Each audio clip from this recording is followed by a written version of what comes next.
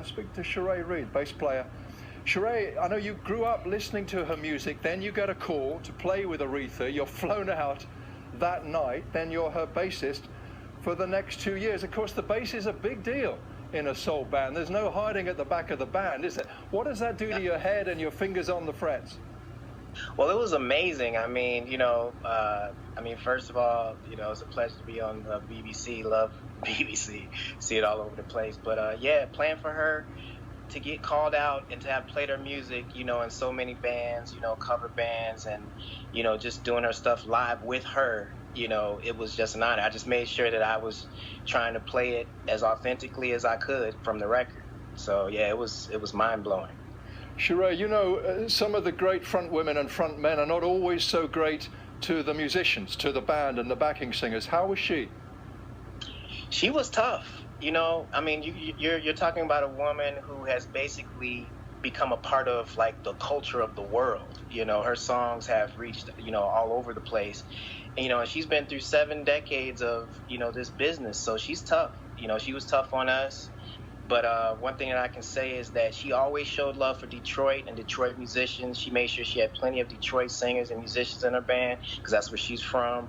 And, she was always polite. But she was, she's from that old school. She told it like it was, and she was a tough cookie. But that's what you expect from someone who's, in the position that she's in. Elton John was saying today that he thought her musicianship was slightly underrated. That she was one of his favorite pianists, and of course she was a really meticulous arranger of her music, wasn't she? Yes, absolutely. I mean, when I came on, she would sit down at the piano and just play beautifully. I mean, almost like classically. And I was looking. Her book is massive.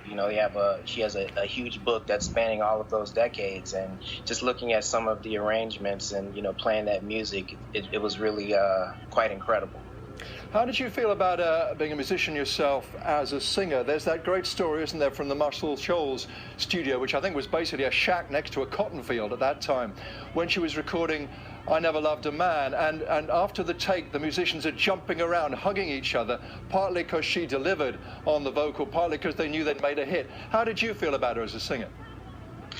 Man, it's incredible because I came to play for her in her in her last stretch, in her 70s, and to get on stage and have her come out and to have her sing with such power and authority, in tune, never look. She knows all her lyrics, and just to command the stage like that, it was incredible. It was kind of intimidating. I just remember just standing there like, oh man, this is like, is this real? And just making sure that I, just giving her everything that I got, because I'm playing for, 70 plus years of greatness.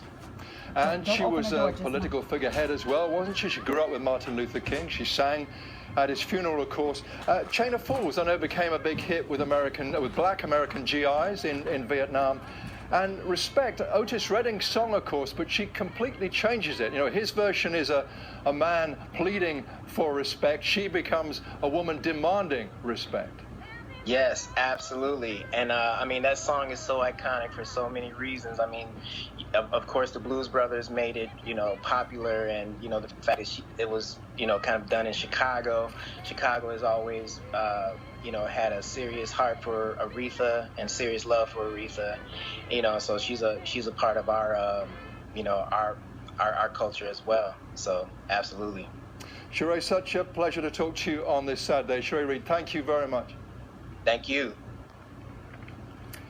Let's round up some more of